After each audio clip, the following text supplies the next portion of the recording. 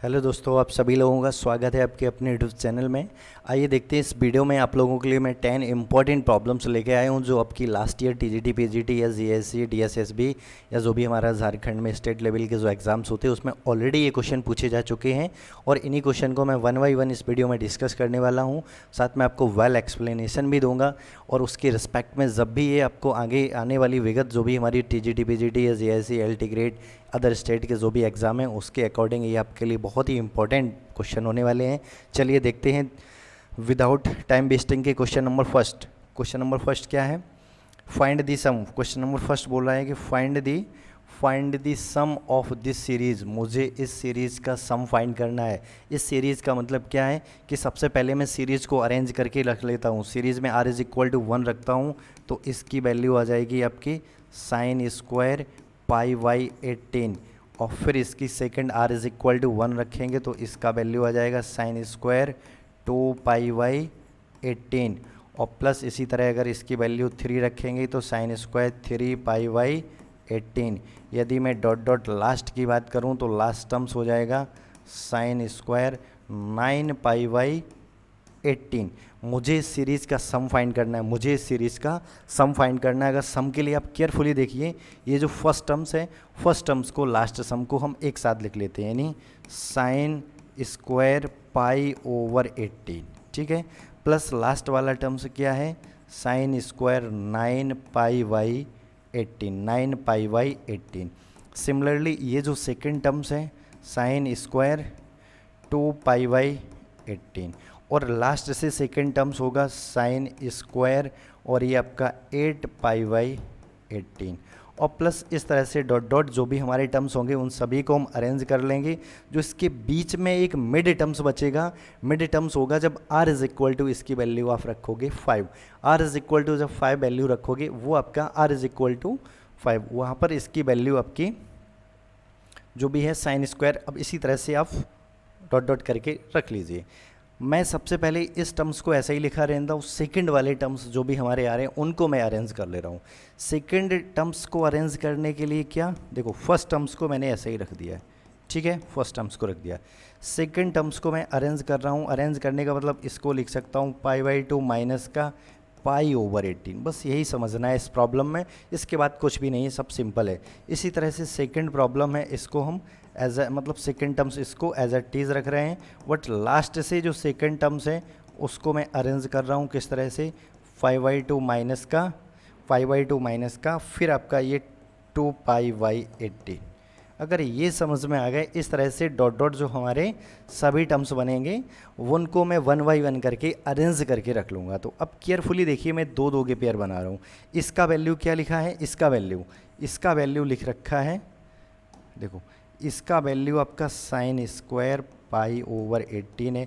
अगर केयरफुली देखो तो ये आपका लिखा है साइन स्क्वायर 90 माइनस थीटा जो कॉस में आ जाएगा और कॉस इसकी वैल्यू हो जाएगी कॉस स्क्वायर पाई ओवर 18। बस यही इसका मेन लॉजिक है। सिमिलरली सेकेंड टर्म्स को एज अ टीज रख देते हैं 2 पाई बाई 18 और थर्ड जो टर्म्स होगा, थर्ड टर्म्स में फिर वही मैं फॉर्मूला अप्लाई कर देता हूँ तो ये कॉस स्क्वायर हो जाएगा 2 पाई ओवर 18 और इस तरह से बस मुझे ये देख लेना है, यहाँ पर r is equal to 1 to 9 terms है, टोटल 9। तो इस तरह से ये टोटल आपका देखो एक पेयर ये बन गया, एक ये बन जाएगा, आगे भी आपके इस तरह से 2 पेयर बन जाएंगे, इसकी वैल्यू 1 हो जाएगी, इसके भी वैल्यू 1 हो जाएगी, आगे जो पेयर बनेंगे 1 + 1 और जो एक और टर्म्स बनेगा उसकी भी वैल्यू हो जाएगी, डायरेक्टली हमारी वो कैंसिल आउट होके 5/2 आ जाएगा, उसकी भी वैल्यू हो जाएगी 1, उसकी भी वैल्यू 1 हो जाएगी। तो इस तरह से ये हमारा जो 1 क्या 1 + 1 + 1 + 1 + 1 ये आ जाएगा आपका कितने 5 टाइम्स, ये कुछ ज़्यादा हो गया है, एक ये 1 + 1 हमारा टोटल 5 टाइम्स आ जाएगा। 1 + 1 5 टाइम्स, तो 5 टाइम्स का मतलब अगर 1 1 1 को 5 टाइम्स ऐड करोगे तो इसकी वैल्यू आ जाएगी हमारी 5, इसकी वैल्यू हमारी निकल के क्या जाएगी 5। तो इसके अकॉर्डिंग ऑप्शन नंबर सी हो जाएगा हमारा ट्रू। चलिए देखिए नेक्स्ट क्वेश्चन देखते हैं। क्वेश्चन नंबर 2 में बोला है कि an infinite cyclic group has कितने, मतलब ये बोल रहा है कि एक इनफाइनाइट साइकिल ग्रुप है, उसमें कितने जनरेटर्स होंगे, हाउ मेनी जनरेटर्स। तो एक चीज़ केयरफुली देखिए, सबसे पहले आप इनफाइनाइट जब भी आपको साइक्लिक ग्रुप का जिक्र हो, आप तुरंत याद कर लीजिए Z प्लस को। Z का मतलब सेट ऑफ ऑल इंटीजर्स और प्लस बाइनरी आपका ऑपरेशन है। तो ये जो सेट ऑफ ऑल इंटीजर्स है और ये प्लस एडिशन जो ऑपरेशन है, इसके साथ मिलके ये जो ग्रुप है वो इनफाइनाइट साइक्लिक ग्रुप बनाता है। इसको यदि इसके अलावा कोई दुनिया में दूसरा ग्रुप होगा तो वो इसी के आइसोमॉर्फिक होगा। मतलब आइसोमॉर्फिक का मीन होता है हमारा कि जो इसका नेचर होगा वो अगर इनफाइनाइट ग्रुप होगा तो उसका भी नेचर इसी के समान होगा। तो इसलिए हम ये कहते हैं कि जो इसके जनरेटर जितने होंगे उतने ही अगर इसके कोई आइसोमॉर्फिक होगा तो उसके भी जनरेटर सेम होंगे। अब दुनिया की सभी चीज़ें भूल जाइए, बस इतना समझ लीजिए कि इनफाइनाइट जब भी आपको साइक्लिक ग्रुप की बात हो तो Z प्लस इसको याद कर लीजिए। इसके दो जनरेटर हैं, एक 1 और दूसरा 1 का इन्वर्स होता है -1, क्योंकि एक एलिमेंट अगर उसका जनरेटर है तो उसका इन्वर्स भी जनरेटर बनता है। तो इसलिए कभी भी किसी भी साइक्लिक ग्रुप में आपको ये समझ लीजिए कि जो अगर आइडेंटिटी को छोड़कर कोई अगर जनरेटर है तो कम से कम 2 जनरेटर होंगे उसमें। अगर कोई ग्रुप जिसमें एक से ज़्यादा एलिमेंट्स हैं तो समझ लीजिए उसमें कम से कम अगर वो साइक्लिक है तो जो 2 जनरेटर होने वाले हैं, 2 से कम नहीं होंगे अगर कोई भी साइक्लिक ग्रुप जिसमें एक से ज़्यादा एलिमेंट है। तो इसके अकॉर्डिंग आपके क्या n element of order 2 only 2 generator. बस इसका ये जो मेन पॉइंट क्या था कि यदि इनफाइनाइट साइक्लिक ग्रुप है, इनफाइनाइट साइक्लिक ग्रुप, तो उसमें समझ लीजिए ओनली 2 जनरेटर होंगे, 2 के अलावा कोई भी एलिमेंट उसका जनरेटर नहीं होगा। आइए देखते हैं नेक्स्ट क्वेश्चन क्या है 3। आ सब ग्रुप एज किसका of group G are called normal. यदि यहाँ पर H एक क्या है, H है सब ग्रुप किसका, सब ग्रुप एक ग्रुप G का। अगर ये जो H है इसका नॉर्मल सब ग्रुप बनेगा तो इसकी डेफिनेशन होती है A इनवर्स H। ये जो कंडीशन होती है, अगर कोई भी सब ग्रुप कोई भी आपका G का जनरल एलिमेंट है, अगर इस कंडीशन को सेटिस्फाई कर रहा है तो फिर वो हमारा सब ग्रुप, अब वो साधारण सब ग्रुप नहीं रहा, अब वो नॉर्मल सब ग्रुप हो गया उस ग्रुप G का। यदि हम इसमें A का बोथ साइड इस इन्वर्स को राइट हैंड साइड ले जाते हैं तो ये हो जाएगा आपका HA। तो बोथ सेम कंडीशन है, या तो आपको ये ऊपर वाली कंडीशन गिवन हो या फिर ये वाली कंडीशन हो, बोथ आर सेम। तो आप किसी भी कंडीशन को देख सकते हो, अगर जो भी कंडीशन है उसके अकॉर्डिंग आप देख लीजिए। तो इसमें ये तो आपका डज नॉट इक्वल टू लगा, हो नहीं सकता है, ये वाला आपका ऑप्शन नंबर बी हो जाएगा ट्रू। ऑप्शन नंबर बी इसका क्या हो जाएगा, ट्रू। तो ठीक है, हमेशा इस चीज़ को याद रखिए कि यदि आपका एक H नॉर्मल सब ग्रुप बनेगा तो या फिर आप इसको बोल दीजिए ये कंडीशन होल्ड ज़रूर करेगा तभी वो नॉर्मल सब ग्रुप बनेगा, अदरवाइज वो उसका एक साधारण ग्रुप होगा, नॉर्मल नहीं होगा। चलिए देखते हैं next question number 4। Question number 4 में क्या है, which of the following set are bounded below but not bounded above. इसमें मुझे एक ऐसा सेट देखना है जो बाउंडेड अबव हो बट बाउंडेड बिलो हो बट बाउंडेड अबव ना हो। ये है set of all natural number. हम जानते हैं कि set of all natural number क्या होते हैं, ये हमारे इस तरह से डॉट डॉट सो ऑन। मैं अगर इसमें केयरफुली आपसे कहूँ कि इसमें सबसे छोटा एलिमेंट कौन सा है या स्मॉलेस्ट एलिमेंट कौन सा है, वो है 1। सबसे छोटा स्मॉलेस्ट एलिमेंट 1, यानी ये सबसे छोटा है तो लोअर है एलिमेंट सबसे, तो ये हो गया इसका लोअर बाउंड। ये क्या हो गया इसका लोअर बाउंड। यदि किसी सेट में सबसे छोटा एलिमेंट यानी लोअर बाउंड प्रेजेंट है तो वो सेट का ये जो बाउंडेड बिलो हो गया है। यदि लोअर एलिमेंट है तो वो समझ लीजिए वो बाउंडेड बिलो हो गया सेट।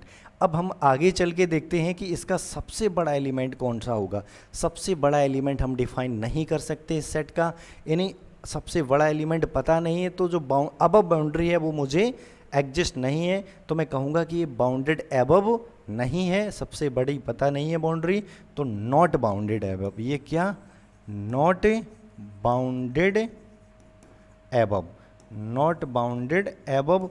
तो इसके अकॉर्डिंग मुझे क्वेश्चन में पूछा गया था कि bounded below but not bounded above, तो ऑप्शन नंबर ए हो जाएगा हमारा ट्रू। बट मैं एक बार वन बाई वन इन सभी ऑप्शन को देख लेता हूँ।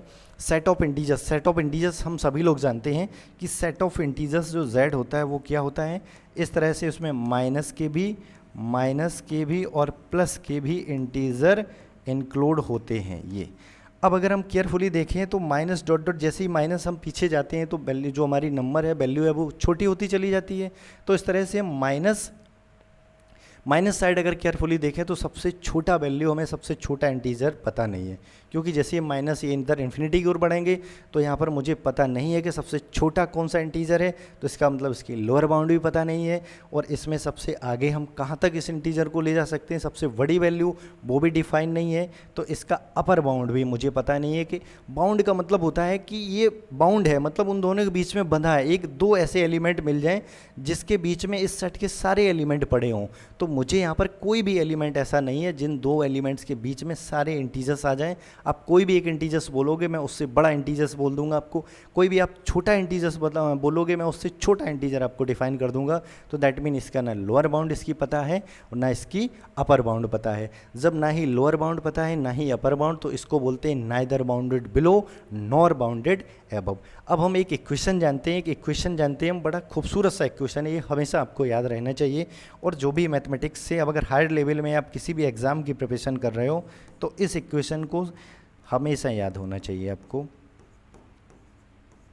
क्या नेचुरल नंबर सबसेट होता है होल नंबर का, और होल नंबर सबसेट है सेट ऑफ इंटीजर्स का, और सेट ऑफ इंटीजर्स सबसेट होता है सेट ऑफ इरेशनल नंबर का, इरेशनल नंबर सबसेट होता है रियल नंबर का, और रियल नंबर सबसेट होता है कॉम्प्लेक्स नंबर का। तो इस इक्वेशन को हमेशा आपको याद करके रखना है और ये आपको बहुत काम आता है आगे चल के। देखो एन, यहाँ से अगर मैं केयरफुली देखना शुरू करूँ कि z मैंने अभी चेक किया है कि z ना ही बाउंडेड बिलो है ना ही बाउंडेड एबव है। तो इसी तरह से अगर मैं केयरफुली यहाँ पर देखता हूँ कि ये z पूरा इस क्यू के अंदर है, यानी z का हर एक एलिमेंट क्यू में है, तो जब z ही हमारा neither bounded nor bounded below nor bounded above है, मतलब ना ही बाउंडेड बिलो है ना ही बाउंडेड एबव है, तो ये पूरा सेट इसके अंदर है, तो ये भी कभी भी नहीं बाउंडेड बिलो इसकी मुझे पता चलेगी लोअर बाउंड्री ना ही अपर बाउंड्री, तो ये भी आपकी neither bounded below nor bounded above हो जाएगा।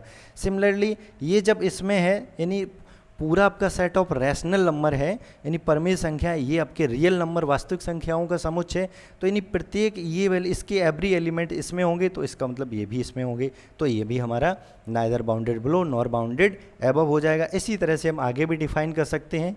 तो यहाँ से जो मुझे देखने को मिल गया कि ना इसकी बाउंड्री लोअर पता है मुझे, ना अपर, ना ही इसकी लोअर बाउंड्री पता है ना मुझे इसकी अपर, और ये सेट है इसकी भी ना ही लोअर बाउंड्री पता है मुझे ना ही अपर। तो ये जो तीनों सेट है neither bounded below nor bounded above.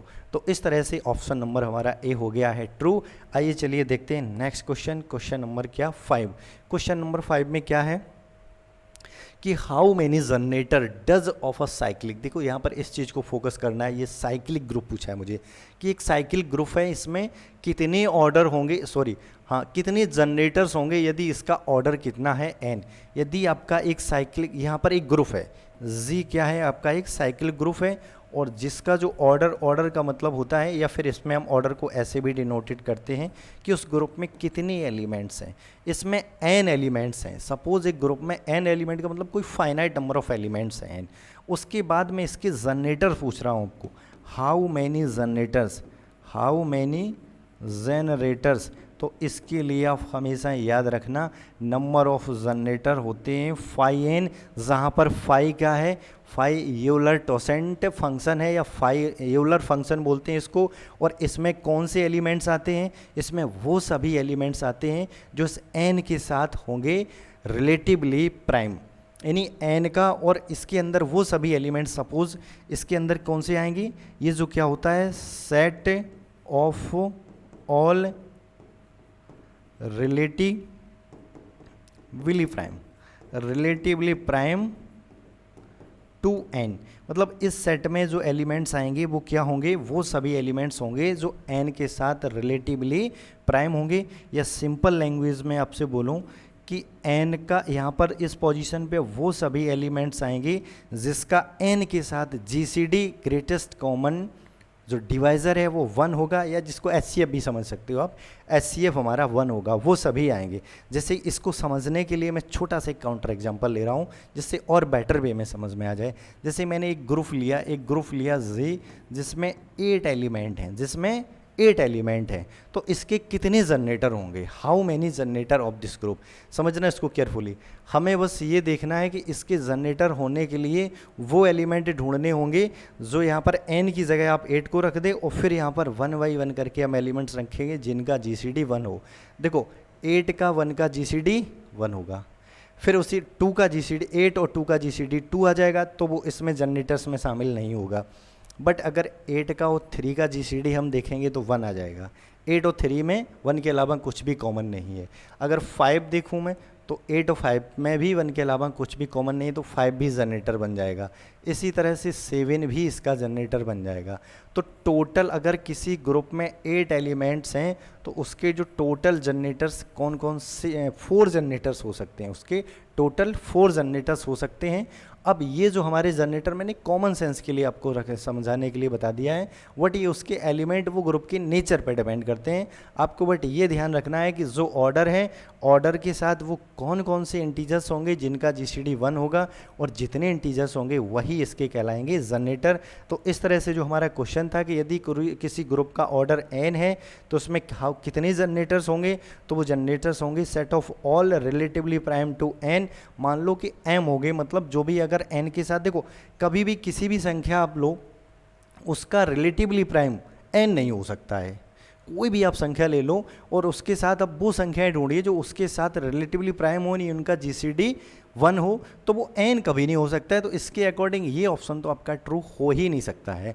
अब दूसरा ऑप्शन ये होता है कि जैसे मैंने यहाँ पर 8 लिया है, एक ग्रुप का ऑर्डर 8, तो इसके जनरेटर कितने आए 4, और यहाँ पर ये ऑप्शन बोल रहा है n-1, इसके अनुसार तो 7 आने चाहिए। तो कहीं ना कहीं ये भी हमारा ऑप्शन फॉल्स है, ये भी गलत है। अब थर्ड देखते हैं, इसमें क्या लिखा है, m where m is total number of relatively prime between 0 to n। ये आपको देखते ही क्लिक कर गया होगा, ये समझ आ गया होगा कि ये ऑप्शन हमारा ट्रू होने वाला है जिसमें रिलेटिवली प्राइम का जिक्र हुआ है। तो इस तरह से हमारा इस क्वेश्चन नंबर 5 का ऑप्शन नंबर सी हो गया ट्रू। और इसके साथ साथ हम लोगों ने जनरेटर निकालना भी सीख लिया है। जब भी मुझे कभी जनरेटर्स पूछे जाएंगे तो हम इसी मेथड को फॉलो करेंगे, और आगे जब भी हम कहीं भी कोई टॉपिक आएगा जनरेटर वाला तो उसके रिस्पेक्ट में हम आपको फाइव यूलर फंक्शन को भी, किंतु कैसे फाइव यूलर फंक्शन को कैलकुलेट करते हैं उसका शॉर्ट लॉजिक भी, शॉर्ट ट्रिक्स भी बता सकते हैं। वैसे फाइव यूलर फंक्शन के रिस्पेक्ट में मैंने एक IT जैम पे ऑलरेडी वीडियो अपलोड किया है, नंबर 3 का वीडियो नंबर आपका 4, आप वहाँ जाके उसको वॉच कर सकते हो, जिसमें फाइव यूलर फंक्शन को मैंने बहुत ही डिटेल में एक्सप्लेन किया है। आइए चलते हैं क्वेश्चन नंबर 6 पे। 6 में दे रखा है कि H1 H2 क्या है, सब ग्रुप है किसी ग्रुप G के। कोई Z हमारा एक ग्रुप है जिसमें H1 H2 सब ग्रुप है, तो फिर इन दोनों सब ग्रुप का इंटरसेक्शन पूछा है। तो एक चीज़ हमेशा ध्यान रखिए कि अगर H1 H2 क्या हो सब ग्रुप, इनका इंटरसेक्शन, या मैं इन जनरल लैंग्वेज में आपसे बोलूं कि आपको कुछ भी दिया जाए, कोई भी, चाहे आपको सब ग्रुप पूछा जाए, सब रिंग पूछा जाए, सब आइडियल, सब फील्ड, कुछ भी पूछा जाए आपसे, यदि उनका इंटरसेक्शन ऑलवेज, इंटरसेक्शन में एक छोटा सा वर्ड लगा लीजिए ऑलवेज, इंटरसेक्शन ऑलवेज वही स्ट्रक्चर होती है जहाँ पर ये दोनों अलग अलग होते हैं।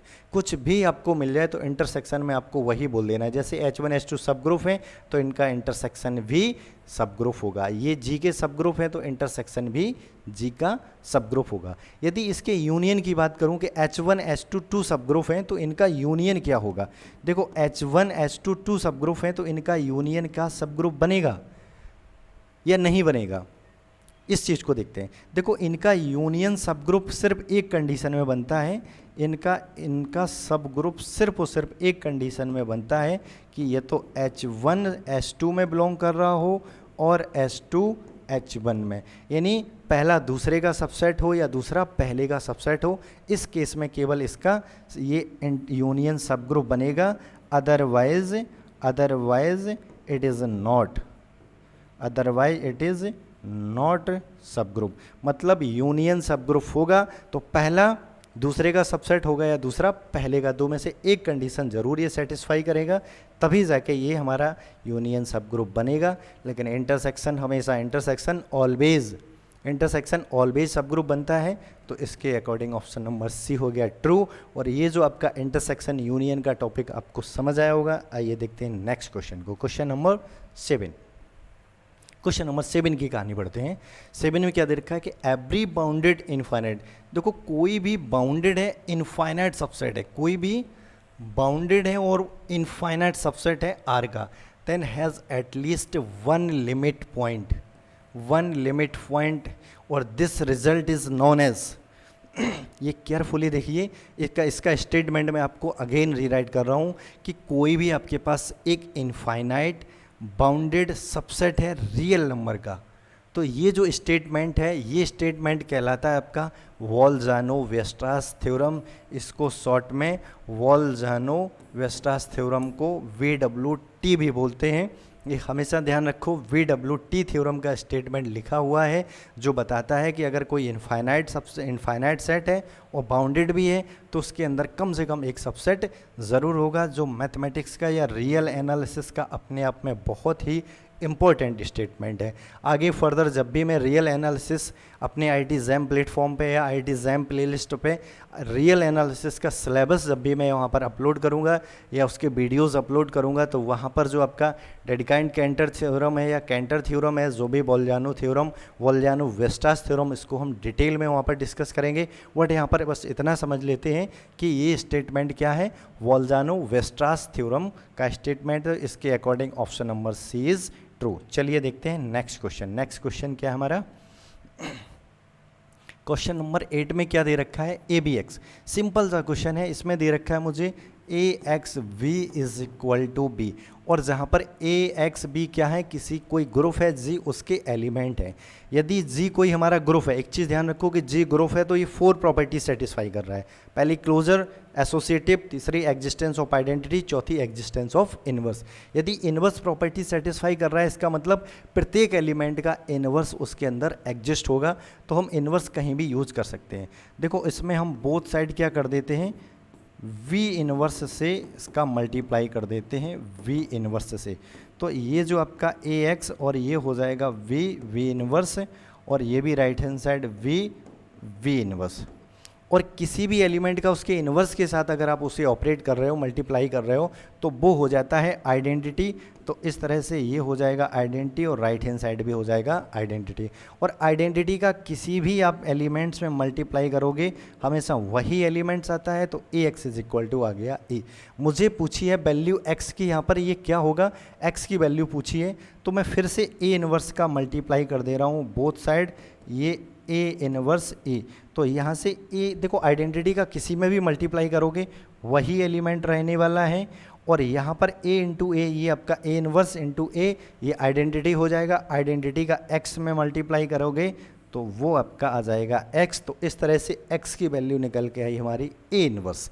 तो इसके अकॉर्डिंग ऑप्शन देखते हैं, ये तो आपका पॉसिबल नहीं है, ये भी असंभव है, तो इस तरह से इसका ऑप्शन नंबर डी हो गया ट्रू। इसमें से कोई भी ऑप्शन में X is equal to A inverse नहीं दे रखा है, तो इसके अकॉर्डिंग ये none of these option number D हो जाएगा ट्रू।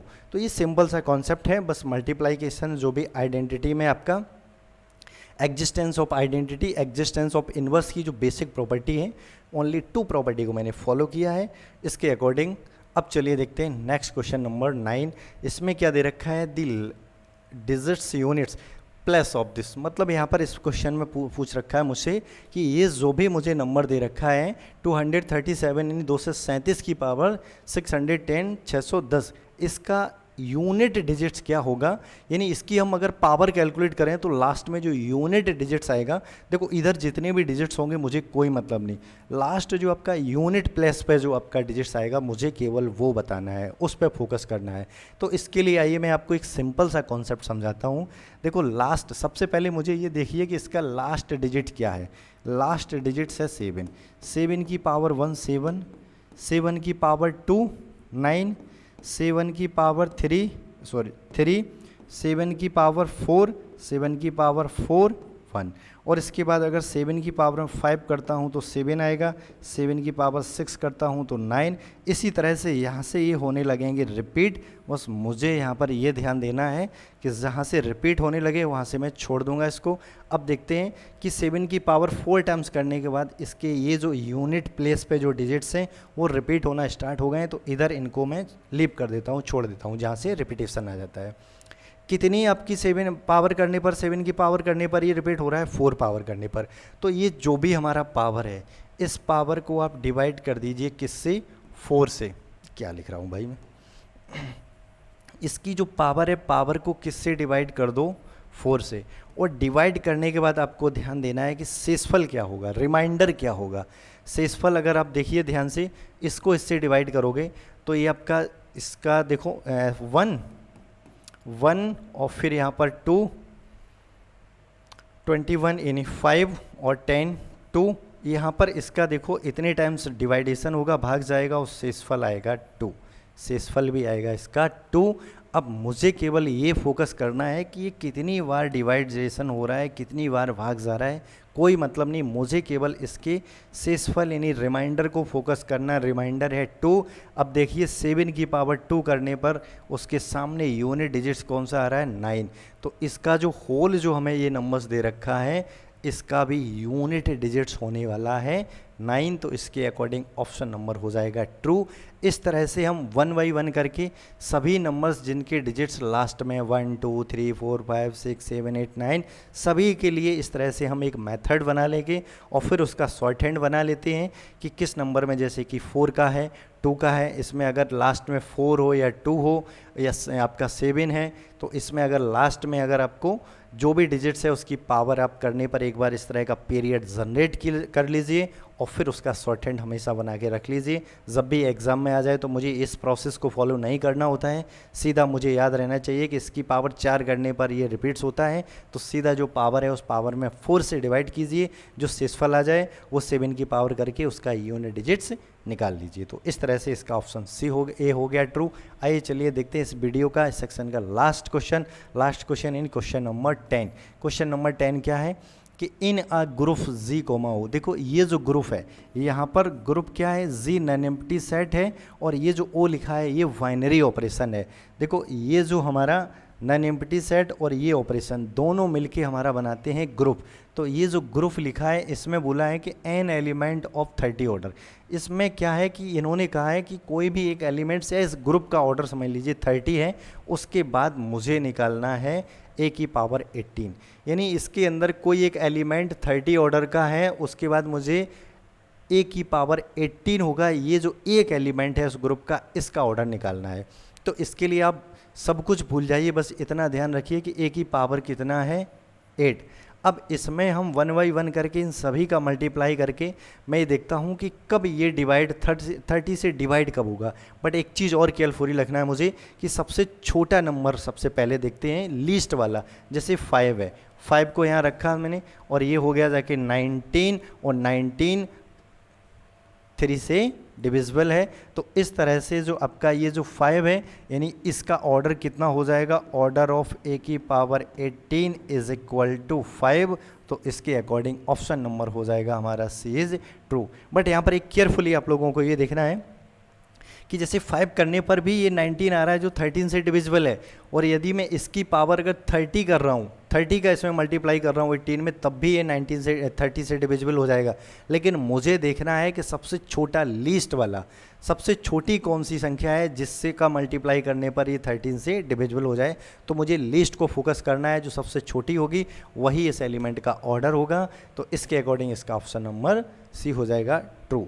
तो इस तरह से ये हमारा इस वीडियो का लास्ट क्वेश्चन था। इसी तरह के अगर क्वेश्चन आपको टीजीटी पीजीटी जो भी हमारे विगत वर्षों में जो हमारे हायर मैथमेटिक्स से हमारा मीन है कि ग्रेजुएशन, जो भी ग्रेजुएशन लेवल पे या 12th लेवल के जो स्टैंडर्ड लेवल के क्वेश्चन हैं, उस लेवल के क्वेश्चन को मैं इस वीडियो पे कंटिन्यू इस तरह से आपको 1 बाई 1 करके डिटेल में इसका एनालिसिस करता रहूँगा। तो उसके लिए हमारे इस चैनल को कीजिए सब्सक्राइब और साथ में ही दबाइए बेल आइकन को।